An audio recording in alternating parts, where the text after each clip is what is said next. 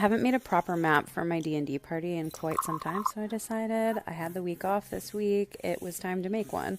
Usually I just take out this roll of grid paper and draw on it with markers like in the moment while we're playing, but this is going to be a special one, and I really like the atmosphere of like having an actual map. It makes it more spooky, honestly, for like the scarier encounters. I like having a map for a scary encounter. I purposefully left the edges of the grid paper visible so that I could extend the lines across the painting so that when I am drawing the grid back on, I don't have to like measure it from scratch. I can just use the grid paper's edges to do that and make the squares all nice and perfect. It's important to me that this is a functional map. I did realize that I hate regular acrylics, so I went back to acrylic wash to do the like more detailed stuff. It's just more opaque and I have to go over it, less times. So it was easier to make straight lines and like do the really tedious work when I only have to go over it one time. So that's me using my very expensive paint to make something that I'm probably going to throw out after we use it for like an hour. But I haven't painted something big in a long time, so this was kind of fun anyways. I don't know. This was a good craft project for me this week. I also randomly happened to have bright green Posca pens, so this is the only color Posca pen I have, and it was perfect for this. I haphazardly cut out some tombstones from foam and hot glued those on there. I was too lazy to paint them, but they do the trick. And here's the final thing. I think it turned out really good.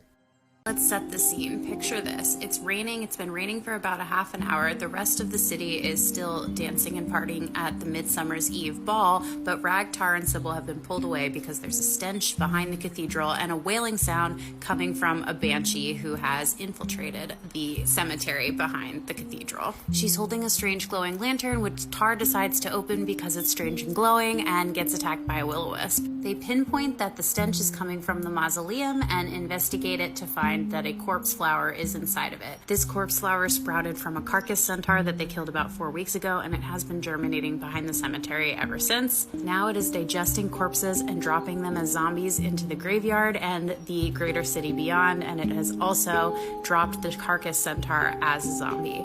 The groundskeeper is of course on holiday, and the cleric who keeps the cemetery safe has been missing for many months. So it's up to the groundskeeper's teenage apprentice Bex to help the party prepare for their battle. Tar narrowly escaped the banshee, even though she had the mask on that protected her ears from her wail.